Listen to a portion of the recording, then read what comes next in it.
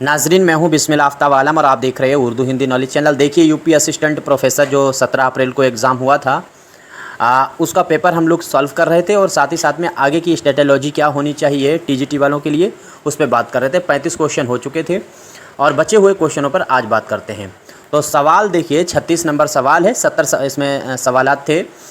तो मरसिए में मज़ामीन को कितने ज़ुमरे में तकसीम किया जा सकता है, ये सवाल आपसे पूछा गया था यूपी असिस्टेंट प्रोफेसर में।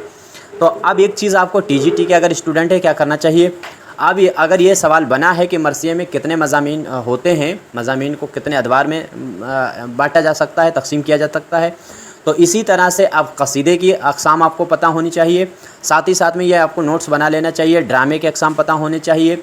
और साथ साथ में जो है मरसिया को तो इसमें दिया है, तो यही नोट कर सकते हैं। मरसिया में जो सही आंसर होगा वो होगा 2। आपने अगर आंसर बी दिया है तो फिर सही है। तो अब ये नोट्स आपको बनाते रहना चाहिए। मैं कहता हूँ प्रीवियस ईयर के क्वेश्चन हल करने का मतलब ये नहीं होता है कि क्वेश्चन पढ़ा और आंसर सही हो गया बस आप खुश हो गए। आपको ये देखना चाहिए कि जो 4 ऑप्शन दिए जाते हैं इनमें से वो कौन सा ऑप्शन है जिसके बारे में सबसे कम आपको जानकारी है या बिल्कुल नहीं है, उसको फ़ौरन डायरी में नोट करें और उससे मुतालिक 2, 4, 6 चीज़ें, बड़ी बड़ी मोटी मोटी चीज़ें आपको याद रखनी चाहिए। अब ये सवाल आपके सामने है, पंजाब उर्दू का मौलिद जो है किस नज़रिया किसने पेश किया था। तो पंजाब का नज़रिया, मैंने कहा था उर्दू के जो नज़रियात हैं उनको तो कतई रट डालिए, उससे 2-3 सवाल आपसे 2 सवाल तो आना ही आना है। अब इसमें आपका जो आंसर दिया होगा महमूद शिरानी, बिल्कुल आंसर सही होने वाला है क्योंकि पंजाब का नज़रिया महमूद शिरानी ने पेश किया था। दूसरी चीज़, महमूद शिरानी को खुद भी डिटेल में पढ़ लें क्योंकि महमूद शिरानी का अगर यहाँ पे सवाल पूछा गया है कि पंजाब में पंजाब से उर्दू पैदा हुई, ये नज़रिया पेश किया है, तो इनसे ये भी अब पूछा जा सकता है कि इन्होंने उर्दू को जो है वो किसकी माँ बताया है या किसकी बहन बताया है। इनकी जो है तहक़ीक़ करदा जो किताबें हैं जिसमें इन्होंने तहक़ीक़ की है वो कौन कौन सी किताबें हैं, इनकी पैदाइश और इंतकाल ये आपको नोट करना चाहिए और नहीं तो यूट्यूब से सर्च करके वीडियो देख लेनी चाहिए अगर टीजीटी का एग्ज़ाम आप तैयार कर रहे हैं। तो मैं सिर्फ यहाँ पर सवाल इसलिए नहीं लाया कि आपको आंसर खटाखट करा दें जैसा लोग करते हैं। मैं पूरा आपके सामने अच्छे से टाइप करवाए हैं, मैंने क्वेश्चन उनको कलर्ट करवाया है, उसके सामने खूब साफ़ सुथरे क्वेश्चन करके मैं आपके सामने लेकर आया हूँ। प्रैक्टिस में ऊर्जा बनी रहे, दिल लगता है, इस तरीके के साफ़ सवालात होते हैं। जब गंदे सवालात होते हैं उसमें पता चला पीडीएफ का फ़ोटो हम आपके सामने रख दें, उसमें निशान लगे हुए तमाम चीज़ें, वो सब बकवास है, उसमें अच्छा नहीं लगता। तो सी पारा दिल ये देखो सिलेबस में शामिल था। एक चीज़ याद रखिएगा कि सिलेबस से तो आउट नहीं हुए हैं सवालात जो असिस्टेंट प्रोफेसर में पूछे गए, लेकिन कवायद जितनी असिस्टेंट प्रोफेसर में लगी है उतनी ही कवायद टीजीटी के एग्ज़ाम में भी लगी है। तो टीजीटी के एग्ज़ाम में जो कवायद है वही सेम कवायद, जैसे रिसाले हैं, रिसाले का टॉपिक लगा हुआ है असिस्टेंट प्रोफेसर और टीजीटी में, साथ ही साथ में जो कवायद के जो है सनद वगैरह के, तो ये सवाल कवायद से एक भी सवाल पूछा ही नहीं असिस्टेंट प्रोफेसर में सीधे सीधे, लेकिन इसका मतलब ये नहीं टीजीटी में नहीं पूछेगा, ज़रूर पूछेगा, आपको याद रखना चाहिए। अब यहाँ पे सी पारा दिल क्या था, तो आपको मालूम ही है ये सी पारा ख्वाजा हसन निज़ामी का मज़ामीन का मजमुआ था। तो जिस बच्चे ने आंसर दिया होगा ए, उसका आंसर बिल्कुल सही होने वाला है। अगला सवाल है, खड़ी बोली की पैदाइश किस अपभ्रंश से हुई है। अपभ्रंश की अलग अलग किस्में हैं, तो किस अपभ्रंश से हुई है, ये कॉमन सेंस का सवाल था क्योंकि शोरसेनी जो है मथुरा का इलाका है और उसी इलाके की भाषा को ब्रज कहते हैं। तो कभी कहा जाए ब्रज से उर्दू निकली है, ब्रज का नज़रिया या मगरबी की जो 5 बोलियाँ उसमें भी ब्रज का नाम आता है। तो ब्रज जो है वो शोरसेनी से निकली है, इसलिए खड़ी बोली भी जो है वो ब्रज से ही से निकली थी, ब्रज से। तो शोरसेनी पुरानी है, उसके बाद ये नई इसका शक्ल जो बनी वो खड़ी बोली बन गई और उस खड़ी बोली से बाद में उर्दू हो गई। तो आंसर आपने अगर ये दिया है तो सही होगा आंसर। अगला सवाल है, अच्छा इस सवाल से मुतालिक क्या आपको करना था, जैसे यही सवाल है टीजीटी के लिए हमको क्या करना चाहिए।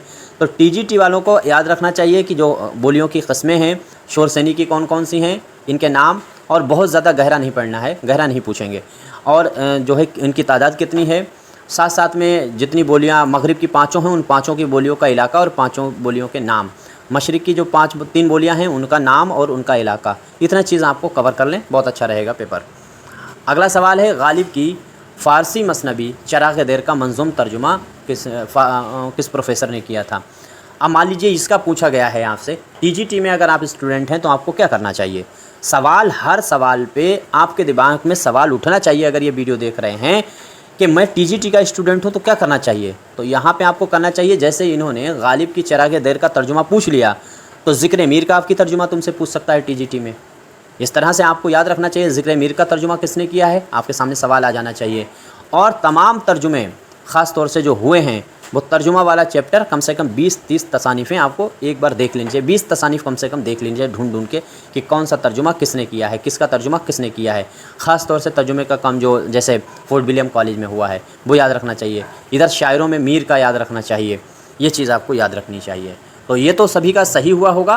प्रोफेसर हनीफ़ नकवी, अब देखिए हनीफ़ नकवी का मैं पिछले कई आयोग में पेपर देख रहा हूँ, राजस्थान में भी इससे मुतालिक सवाल शोरा उर्दू के तस्करे पूछ बैठे, यहाँ पर पूछ लिया है। इससे पहले असिस्टेंट जो JRF का पेपर हुआ था उसमें इनकी किताब पूछ ली थी। मेरा आपको ये मशवरा ये है, टीजीटी के अगर आप स्टूडेंट हैं इसका नाम फ़ौरन अपने पास नोट कीजिएगा और नोट करने के बाद में इसके बारे में तमाम डिटेल आपको इकट्ठा करना चाहिए, इसका तारुफ पढ़ना चाहिए। और मौलवी अब्दुल हक का तारुफ आपको पहले से पता है, साथ ही साथ में मोहम्मद हसन का तारुफ पता है, तो इनको तो छोड़ दीजिए, इनके बारे में पता होगा। लेकिन अगर आपने अकील रिजवी जो हैं, अकील यहाँ पे अकल लिख दिया, अकील होगा लफ्ज़, अकील रिजवी साहब जो हैं उनकी भी डिटेल आपको पढ़नी चाहिए। क्योंकि टीजीटी में जब असिस्टेंट प्रोफेसर में इनका नाम दिया गया है ऑप्शन में, तो फिर टीजीटी में इनसे मुतालिक वो आपके सामने कोई तसानीफ़ इनकी रख देंगे। तो आपको याद रखना चाहिए कि इन दोनों को कम से कम इन दोनों का तारुफ ज़रूर आपको पढ़ लेना चाहिए। और ये दोनों ही ये आपके बहुत पढ़े हुए हैं, तो जो पढ़े हुए हैं उसको थोड़ा सा कम कीजिए। देखिए गालिब से, मीर से, मोमिन से इनके शेर एर पूछ लेता है, बाकी इनसे सवाल नहीं पूछ रहा है। असिस्टेंट प्रोफेसर में ना बागो बहार से पूछा है, ना फसाना अजाइब से पूछा है, इनसे सवालात इसीलिए नहीं पूछे, ये बहुत पुरानी तसानीफ़ें और बहुत चीज़ें पूछी जा चुकी हैं, तो इनसे सवालात बहुत कम बन रहे हैं। थोड़े से नए राइटर थोड़ी सी नई तसानीफ़ों की तरफ नज़र दौड़ाएँ। अच्छा, एक चीज़ बात कहना चाहेंगे, ये वीडियो आप देख रहे हैं, अगर ये वीडियो इंग्लिश में आ रही है तो मैंने आपको बता दिया था कि ये यूट्यूब की तरफ से प्रॉब्लम है, बच्चे कमेंट करने लगते हैं। और ये आप जहाँ से क्वालिटी सही करते हैं वहाँ से ऑटोमेटिक जो ऑप्शन आता है लैंग्वेज का उसको चेंज करके हिंदी लगा लीजिए, सही हो जाएगा। सवाल है, फ़िज़ा तबस्सुम सुबह बहार थी लेकिन पहुँच के मंजिले जाना पे आँख भर आई। कल से जो वीडियो आएंगे हमारे टीजीटी की प्रैक्टिस के लिए, तो सबसे पहले रिसाले से मुतालिक कल वीडियो आएंगे। मैंने रिसाले से मुतालिक 100 क्वेश्चन का प्रैक्टिस सेट तैयार कर दिया है।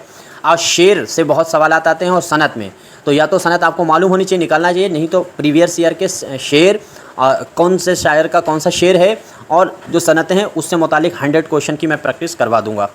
ये सब चीज़ें आपको मिलने वाली हैं आगे कुछ दिनों में, बस इनका सब का काम चल रहा है और आपके सामने पेश भी यूट्यूब पर की जाएंगी। तो इसमें जिसने फ़िराक दिया होगा उसका आंसर सही है। कल कोशिश करेंगे या परसों रिसाले का कवर कर लिया जाए। रिसाले के आपकी तरफ से बहुत कमेंट आ रहा था, तो रिसाले 100 क्वेश्चन का प्रैक्टिस सेट है। और फिर शहर व शहर रिसाले मैंने आपके सामने पेश करूंगा। दिल्ली के रिसाले कौन कौन से हैं, किसने निकाले, किस सन में निकाले। अलीगढ़ से रिसाले कौन कौन से हैं, कितने रिसाले हैं, किसने निकाले। लखनऊ से रिसाले किसके हैं, किसने निकाले, ये हम आपके सामने पेश कर देंगे। वहाँ से या तो नोट्स बना लें या वीडियो आप बार बार देखें तो आपको याद हो जाएगा। यहाँ पर देखिए, ये बहुत सवाल पूछा जाए, खतूनिया का किरदार किस नावल से है। बहुत आसान सा सवाल था। इरफान है, खतूनिया है, सहदेव है, PN वर्मा है, ये सारे, कालाचंद है, ये सारे किरदार फायर एरिया के थे, तो आपका आंसर फायर एरिया सही होगा। अब यहाँ पर जैसे ऐसा ये सवाल ऐसा है टीजीटी में, इसमें कोई चीज़ आपको कवर करनी नहीं है। ये ऐसा कोई टीजीटी का एस्पिरेंट नहीं होगा जो तैयारी कर रहा हो और इन चारों के बारे में उसे पता ना हो, ठीक है। अगर इनमें से किसी को भी नहीं कोई जानकारी है, किसी भी जैसे खुदा की बस्ती है किसी, तो उसे पढ़ लेना चाहिए, वरना ये चारों का, तो ये क्वेश्चन तो आप छोड़ सकते हैं, इसको हल करके आगे बढ़ सकते हैं। इसमें कोई चीज़ आप खोजबीन करने की ज़रूरत नहीं है, लेकिन हाँ किरदारों पर नज़र रखिएगा ज़रूर। सवाल है, बादशाह अली आदिल शाह के साथ, यहाँ पर हम थोड़ी बात करेंगे इस क्वेश्चन पे, गौर करिएगा। सवाल पहले हम आपको बताए दे रहे हैं। देखिए, आपके पास टाइम हो तो वीडियो देखा कीजिए, या जब टाइम मिला करे तब देखा कीजिए। जल्दबाजी हम पसंद नहीं करते हैं और जल्दबाजी में कोई काम अच्छा नहीं होता है। बहुत धैर्य बना करके वीडियो देखे करें और समझने की कोशिश करें और अपनी तैयारी में धैर्यता बनाए रखें, उतावलापन ना करें। बादशाह अली आदिल शाह के साथ शाही महल में किस मशहूर शायर की तालीम व तरबियत हुई। सवाल थोड़ा सा ट्रिकी है, यहाँ पर अलग अलग तरह का सवाल बन सकता है। तो किस बादशाह जो है वो आदिल, पहली बात तो एक चीज़ क्लियर हो जानी चाहिए कि नुसरती जो है उसकी बात हो रही है। अब नुसरती के बारे में एक चीज़ क्लियर हो गई कि ये आदिल शाही दौर का है, सबसे पहले जहन में बैठा लीजिए। 3 बादशाहों का इसने दौर देखा था। अगर पूछा जाए कि इसके बचपन का दोस्त कौन था तो आप अली आदिल शाह कहेंगे। अगर पूछा जाए इसके बचपन की परवरिश किस बादशाह के वहाँ हुई है तो आप इब्राहिम आदिल शाह कहेंगे, और इसका बुढ़ापा या आखिरी ज़िंदगी के हालात किस में गुजरे हैं तो मोहम्मद आदिल शाह कहेंगे। अगर आपसे पूछा जाए ये दरबारी शायर किसका है तो ये दरबारी उसी का शायर होगा जो इसके बचपन का दोस्त था, यानी अली आदिल शाह। तो अली आदिल शाह के बचपन का दोस्त है और जवानी में उसी के दरबार का ये शायर बन गया। और जब उसका अली आदिल शाह का फादर यानी पिताजी जब गद्दी पे बैठे हुए थे मोहम्मद आदिल शाह और इब्राहिम आदिल शाह, तो इब्राहिम आदिल शाह के दौर में ये पैदा हुआ था दरबार में ही। ठीक है। दूसरी बात ये भी कहा जा सकता है कि ये एक दूसरे सौतेले आपस में भाई ही हैं, यानी नुसरती जो हैं और इब्राहिम आदिल शाह का लड़का अली आदिल शाह ये सौतेले भाई हैं, ऐसा भी कहा जाता है। क्योंकि इसकी माँ नुसरती की माँ बेवा हो गई थी तो उनसे शादी कर ली थी इब्राहिम आदिल शाह ने, तो ये सौतेला लड़का भी है।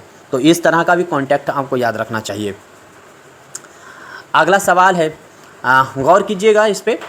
सवाल है उर्दू का वो कौन सा शायर है, थोड़ा सा गौर कीजिएगा, जिसने कसीदे के ज़रिए उर्दू ज़बान को हर मौजू पर बात करने की फ़ौक़ियत अता की, सैकड़ों तरकीबें ईजाद करके हज़ारों नए अल्फाज कसीदे में दाखिल करके ज़बान को वुसअत दी है।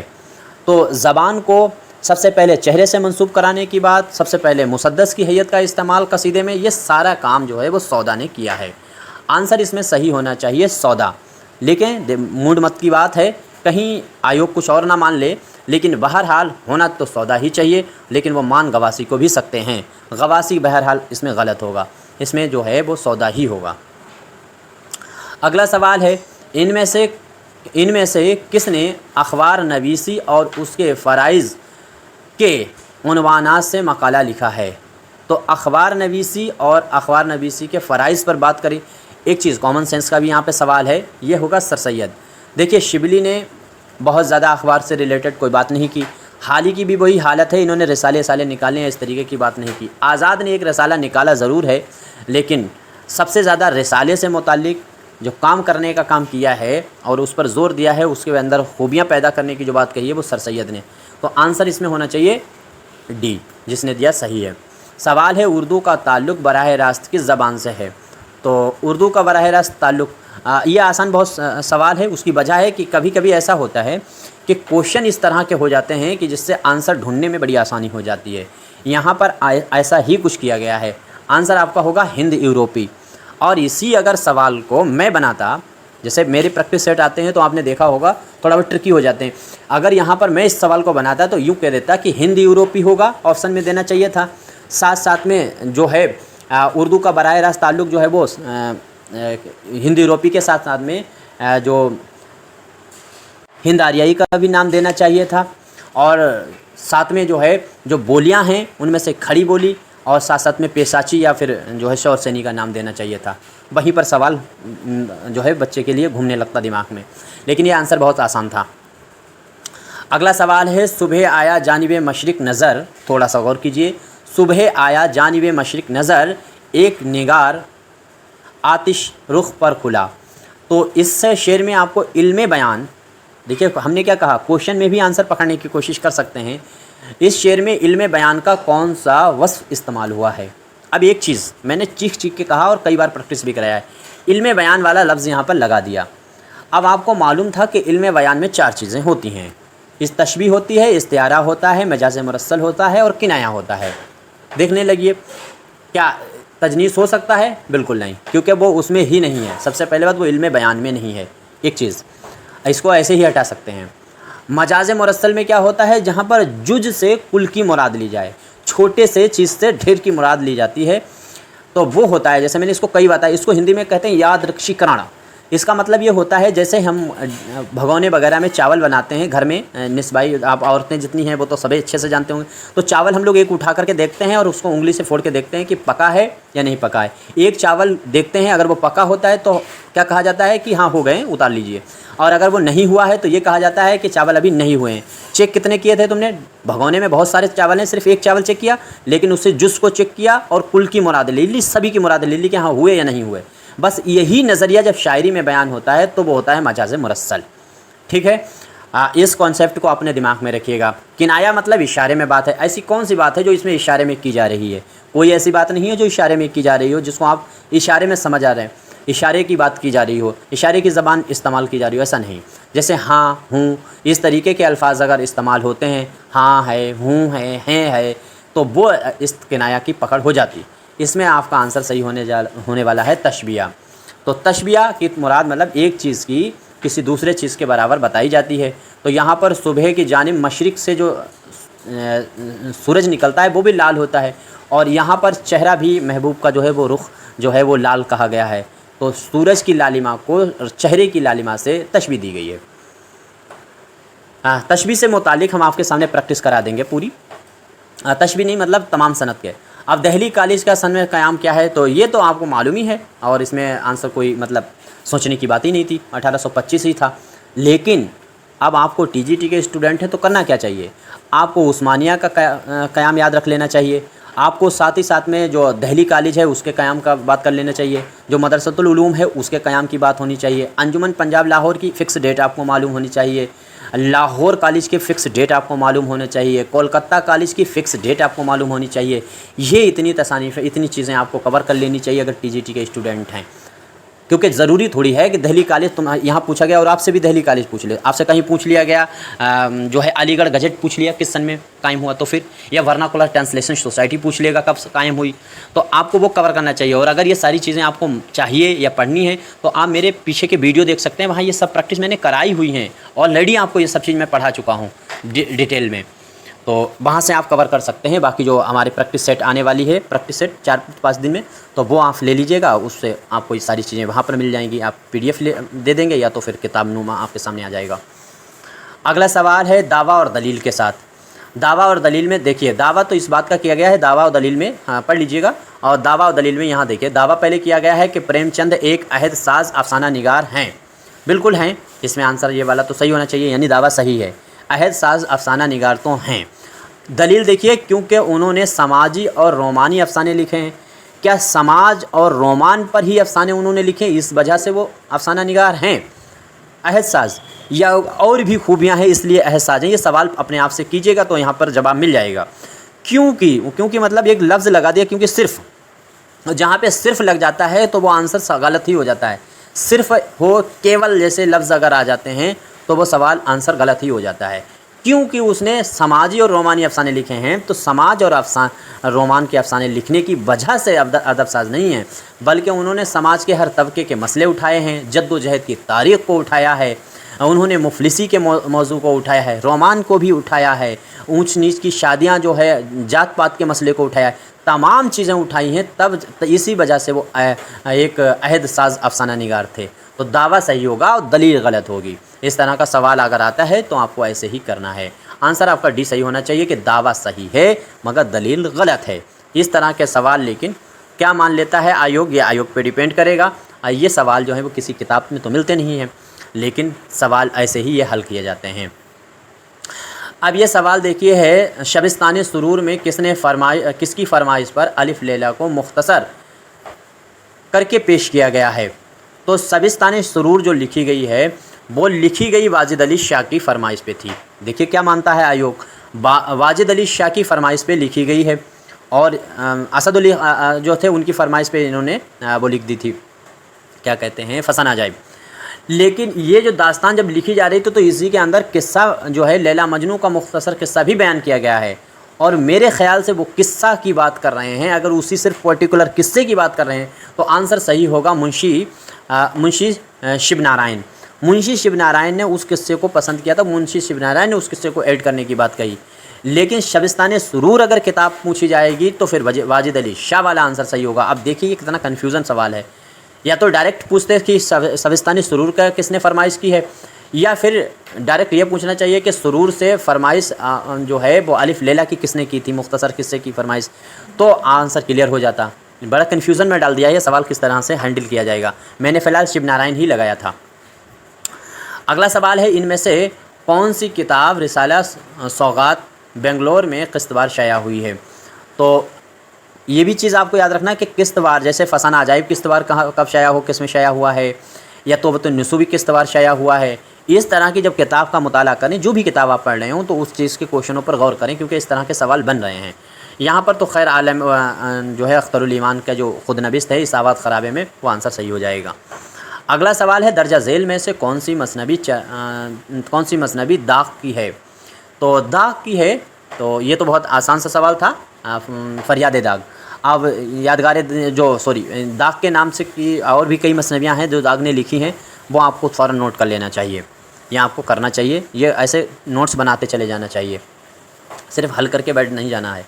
दर्जा झेल में से किस नावल या दास्तान की शुरुआत होती है।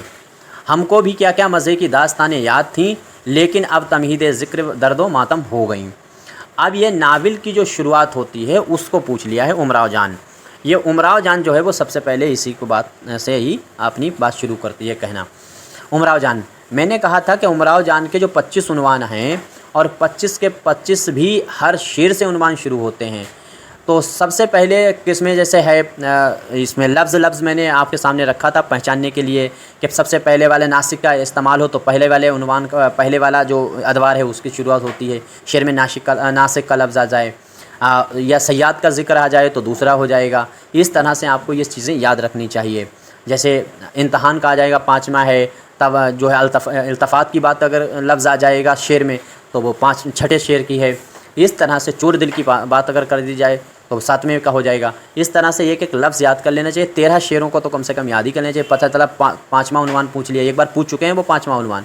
तो ये सारी चीज़ें अगर तुमको जाननी है या तो आप किताब में ढूंढ के खुद करें या फिर प्रैक्टिस पीछे की ज़रूर देखें, और नहीं मिल रही है तो 63 86 492 279 पर आप मुझसे बात करें। ग्रुप में आपका नंबर यही जोड़ दिया जाएगा और प्लस पीछे की जो PDF प्ले लिस्ट हैं वो आपको मिल जाएंगी वहाँ से वीडियो देखने के लिए। सारी चीज़ 2022 से लेकर के अभी तक मैंने फ्री कराई है TGT के लिए। फोर्ट विलियम कॉलेज का क़याम कब अमल में आया था। फोर्ट विलियम कॉलेज का क़याम जो है 1800 में आया था, ये आपको मालूम होगा। देखिए मैंने कमिटमेंट किया था जब फॉर्म पड़ा था TGT का कि इसकी तैयारी हम पूरी तरह से कराएंगे और फुल कराएंगे, लेकिन मुझे ये नहीं पता था कि एग्ज़ाम इतना लंबा खिंच जाएगा और मैं पीछे नहीं हटा। आप में से कितने बच्चे आए और चले गए TGT वाले, लेकिन आज तक आप ग्रुप मेरा चैनल चेक कर लीजिए, पिछले 3 साल में इस TGT के अलावा ना असिस्टेंट प्रोफेसर, ना चाहता तो मैं JRF की तैयारी करा सकता था, नेट की तैयारी उर्दू का करा सकता था, या राजस्थान TRP की करा सकता था, और साथ ही साथ में बिहार की तैयारी करा सकता था। मैंने कुछ भी नहीं किया, सिर्फ़ और सिर्फ TGT 3 साल से लगातार टारगेट किया। मुझे इसका एग्ज़ाम नहीं देना है, बस मेरा शौक़ था और जिसको मैंने यहाँ पे आपके सामने रखा। आपका आंसर इसमें सही होगा। पदम राव पूछी गई है, बहमनी दौर की है। मैंने कहा 3 पेज में, एक पेज में बहमनी दौर, एक पेज में आदिल शाही दौर, एक पेज में कुतुब शाही दौर को लिख लीजिए। और ये हमने लिख करके पढ़ाया है और आगे फिर रिवीज़न इसका करा देंगे।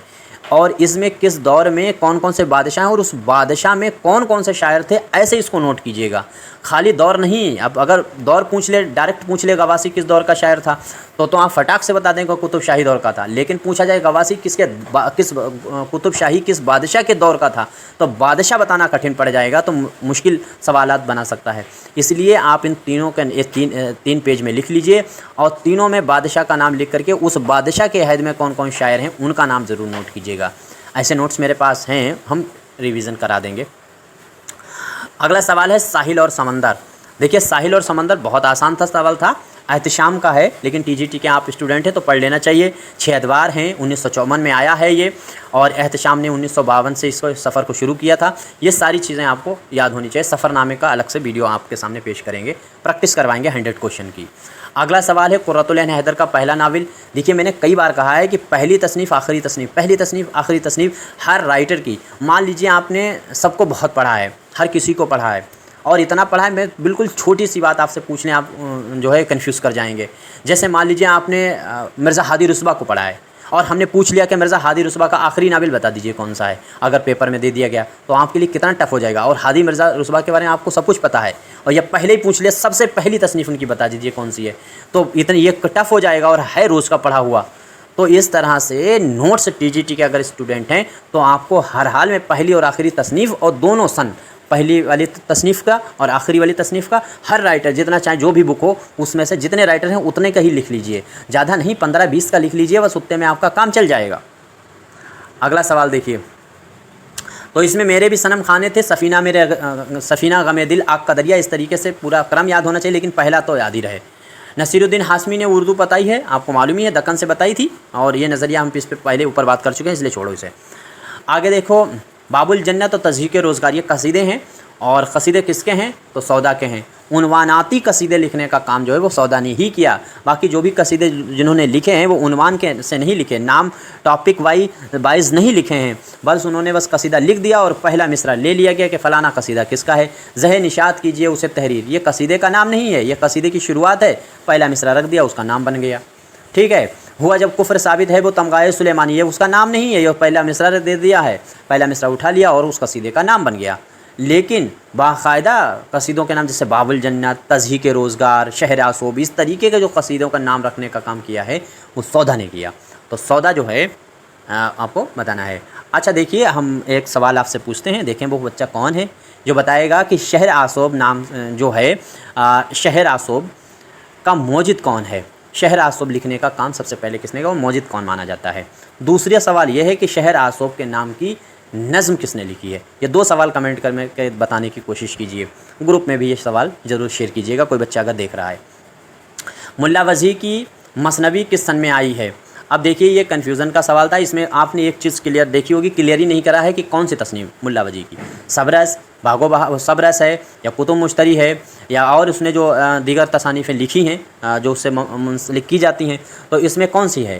तो आंसर से ही लगा सकते थे, इसमें जो है 1608 होगा, शायद कुतुब मुश्तरी की बात कर रहे हों, लेकिन ये सवाल तो फ़िलहाल कन्फ्यूज़न का ही है। अगला सवाल है, इनमें से कौन सी बोली का ताल्लुक़ मगरिबी हिंदी से है। तो मगरिबी हिंदी की 5 बोलियां हैं, मैंने कहा रट जानी चाहिए। मशरिक़ की 3 बोलियां हैं, ये आपको रट जानी चाहिए। मगरिब की ज़बानें पूछे जाए तो 4 हैं, ज़बान का लफ्ज़ लगा हो तो मगरिब की 4 हैं, बोलियों का लफ्ज़ लगा है तो 5 हैं। मशरिक़ का भी ऐसे ही हाल है, मशरिक़ की अगर बोलियां पूछी जाएँ तो 3 हैं, बुंदेली, अवधी, बघेली, छत्तीसगढ़ी। और अगर आपसे पूछा जाता है ज़बानें कितनी हैं तो मशरिक़ की भी ज़बानें 4 हैं। ज़बान और बोली पर गौर कीजिएगा, मिस्टेक कर दीजिएगा। इनमें से कौन सी बोली का ताल्लुक़ मगरिब से है, तो कन्नौजी का नाम आपको मालूम ही है। खड़ी बोली और हरियाणवी ये दोनों आका लहजा रखती हैं। उसके बाद में है कन्नौजी, बुंदेली और ब्रज, ये जो है 3 और हैं, 5 हैं कुल मिला करके। अगला सवाल देखिए, सवाल है फ़िराक ने अपनी रुबाइयात का जो मजमुआ है रूप, उसका इंतसाब किसके नाम किया। देखिए, लगातार आपने देखा होगा पिछले प्रीवियस एग्ज़ामों में कि ये सवाल आपसे पूछा जाता रहा कंटिन्यू कि रूप जो है वो किस तरह की मजमुआ है। तो रूप काहे का है, रुबाइयात का मजमुआ है, सभी को मालूम हो चुका है। अब नज्म जवाहर है, ये काहे का, रुबाइयात का ये भी मजमुआ है। अब जिगर है, जोश हैं और फ़िराक हैं, इनके जो दीगर दूसरे रुबाइयात के मजमुए हैं उनकी सिनफ़ी हैसियत आपको याद रखनी चाहिए, ये भूलना नहीं है वरना सवाल ये बन जाएगा। और दूसरी चीज़ देखिए, रूप का कई बार सवाल इन्होंने बनाया है कि रूप काहे का है, और यहाँ पर देखिए इसीलिए मैं कहता हूँ जो सवाल बन चुका है उसकी डिटेल ज़रूर पढ़ लीजिएगा। देखिए, उसी को रूप को यहाँ पर इन्होंने ये नहीं पूछा किसका मजमुआ है, या फिर रूप ये नहीं पूछा कि रूप काहे का मजमुआ है, अब ये पूछ लिया कि उसका इंतसाब किसके नाम किया। तो कायदे में तो यही था कि पढ़ाने वाले भी बस जो आया है बस उसी को पढ़ाए जा रहे हैं।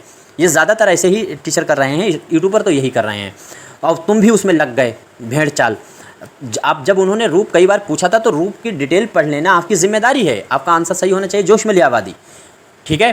अब जोश मलियावादी जो हैं, अब आपको याद रहे कि अगर जिसने पढ़ा होगा तो मालूम होगा उसे।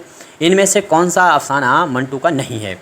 अब मंटू का कौन सा अफसाना नहीं है, ये सवाल तो जैसे कॉमन सवाल हैं कि आपने अगर तसानीफ़ें पढ़ ली हैं सबका तारुफ पढ़ा है तभी आप बता सकते हैं। तो ग्रहण आपको मालूम है, अफसाना जो है वो बेदी का है, इसे हटा दीजिए।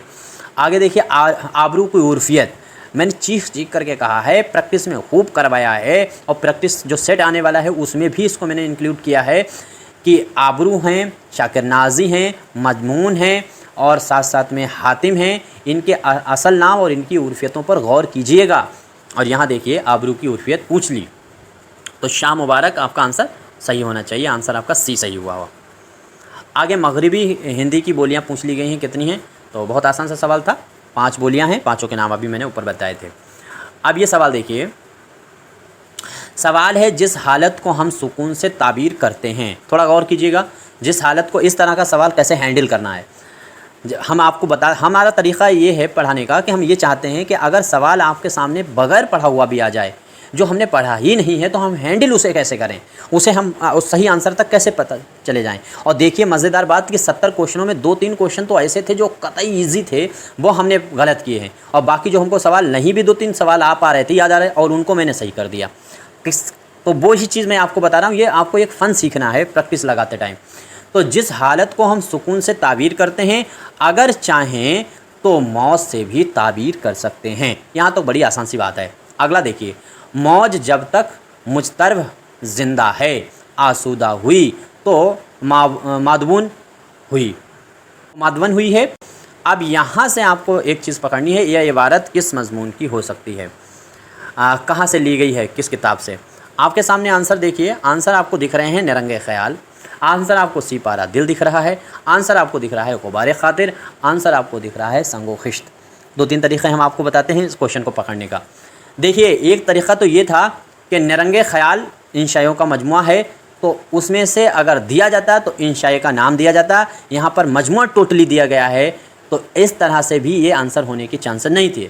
कॉमन सेंस यहाँ पर लगाने की ज़रूरत थी।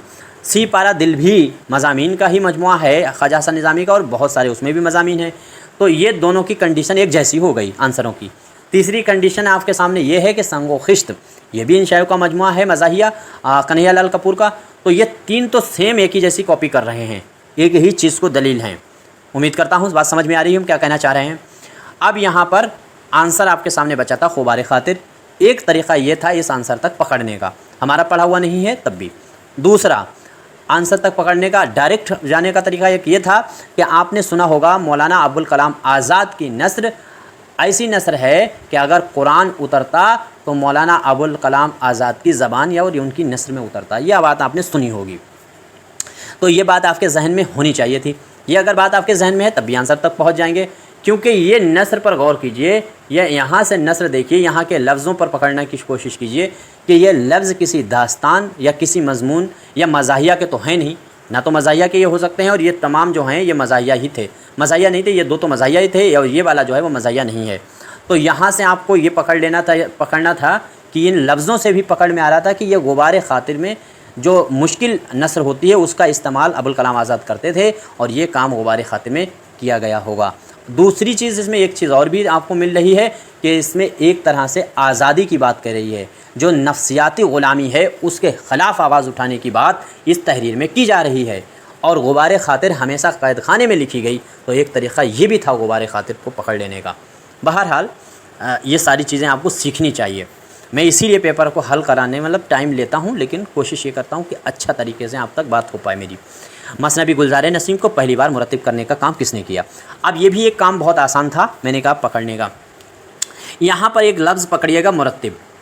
मुरत्तिब जैसा लफ्ज़ 2000 मुरत्तिब जो लफ्ज़ है वो काम उर्दू में जो शुरू हुआ जब अंग्रेज़ी अदीबों से और अंग्रेज़ी अदब से जब हिंदुस्तान के उर्दू अदीब मुतासिर हुए, तब इन्होंने उर्दू में जो मुरत्तिब जैसा लफ्ज़ या मुरत्तिब करने का काम शुरू किया था। एक चीज़ पकड़ने की बात है। और ये काम कब हुआ? तो मतलब जो है ये 20वीं सदी में हुआ, 1900 के बाद हुआ है। अब आपको देखिएगा ये कितना पुराना है अदीब, ये कितना पुराना है अदीब, और ये कितना है, और ये कितना है। ये चारों ऑप्शन हैं। तो इतनी पुरानी आतिश मुरत्तिब हो नहीं सकते, क्योंकि उनके ज़माने में किताबें मुरत्तिब नहीं की जाती बल्कि शाया की जाती थी, सिर्फ डायरेक्ट। इसके बाद आपने देखा होगा हाफिज़ महमूद शिरानी, इन्होंने तहक़ीक़ का काम किया है, इन्होंने किसी भी किताबों को मुरत्तिब करने का काम नहीं किया। दो तो ऐसे ही चले गए। इसके बाद में अब आपके सामने कौन बचा हुआ है? हनीफ़ नक़वी।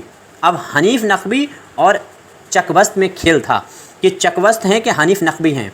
तब आपको मालूम होना चाहिए, मैंने कई बार कहा कि चकवस्त जो है वो किस तरह का था इंसान, पंडित कास्ट से बिलोंग करता था, और दयाशंकर नसीम भी पंडित कास्ट से बिलोंग करते थे।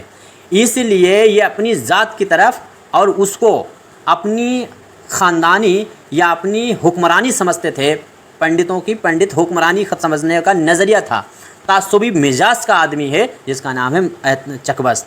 तो इसीलिए इसने कश्मीरों पे जो ब्राह्मण थे उन पर भी इस तरीके की नज़में लिखी थी और उनकी भी आवाज़ को उठाने का सबसे पहले काम किया था। इसलिए लिंक ये आप कर सकते थे, 1905 में इसी ने इसको मुरत्तिब करने का काम किया था। और मैंने कहा ये 20वीं सदी में ही मुरत्तिब होना उर्दू अदब में ही शुरू हुआ है। तो 1905 में चकबस्त और शरद के बीच में जो मार्का हुआ था वो गुलजार नसीम पे हुआ था। आंसर आपका चकबस्त ही होना था। अगला सवाल है अलीपुर का ईली। अलीपुर का ईली ज़खामत को देखते हुए किस तंज निगार ने इसको उर्दू का ग्रंथ कहा है। अब ये वो सवाल है जो मैंने कभी भी प्रैक्टिस में, मैंने क्या कहा था, 70 सवालात में से मैंने जो 15 प्रैक्टिस सेट तैयार किए थे 1500 क्वेश्चनों के, उसमें से 64 से 66 क्वेश्चन फंसे। ये वो क्वेश्चन है जो मैंने कभी नहीं पढ़ा था, ना मैंने प्रैक्टिस में करवाया है। ये ऐसा सवाल था जो बिल्कुल नया सवाल हमारे सामने आया।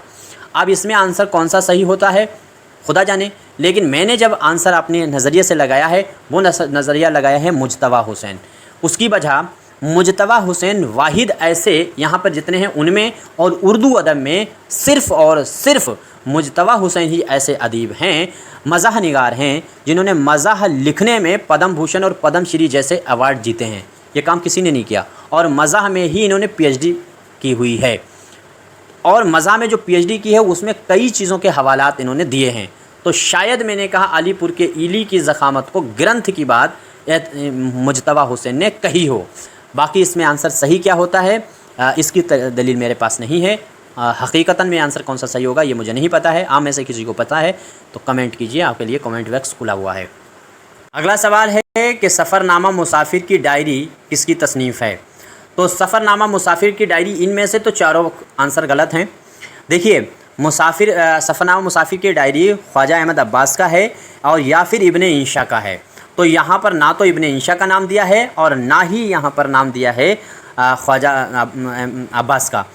अब यहाँ पे जो आंसर मैंने दिया था वो दिया था इस्मत चुग़ताई, क्योंकि इस्मत चुग़ताई के जब हम सफ़रनामे तलाश कर रहे थे, पढ़ रहे थे, तो मैंने मुसाफिर की डायरी जैसा लफ्ज़ इनके वहाँ देखा है और किस वाले अफसाने में देखा, किस वाले जो है मज़मून में देखा है, या मतलब किस वाले इनकी तसनीफ़ में मैंने देखा है या सफ़रनामे में देखा है, मुझे ध्यान नहीं आ रहा, लेकिन मुझको ये जहन में था कि मैंने देखा इस्मत चुग़ताई में ही है, इसलिए मैंने आंसर तो इसका इस्मत चुग़ताई दिया था।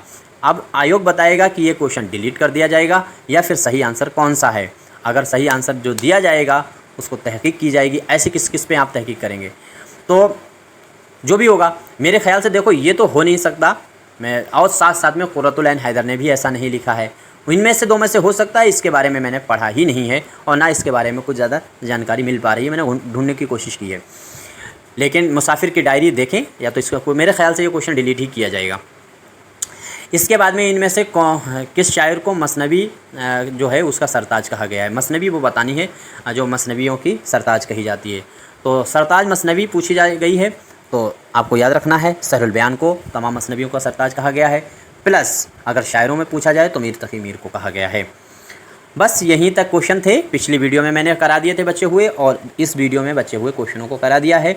इसमें कोई क्वेश्चन गलत हुआ है वो आप मुझको बता सकते हैं, कोई मशवरा दे सकते हैं। 63 86 492 पर 279 पर कॉन्टैक्ट कर सकते हैं आप। कोई मशवरा चाहिए या कुछ भी मशवरा आप देने के लिए एग्री हैं। बाकी अब TGT के बाद जो है वो ऑब्जेक्टिव क्वेश्चन जो आएंगे वो मैं कोशिश करूँगा आप टॉपिक वाइज आपके सामने ले आएँ और प्रैक्टिस करा दी जाए। बाकी अब देखिए आगे का प्लान क्या होता है।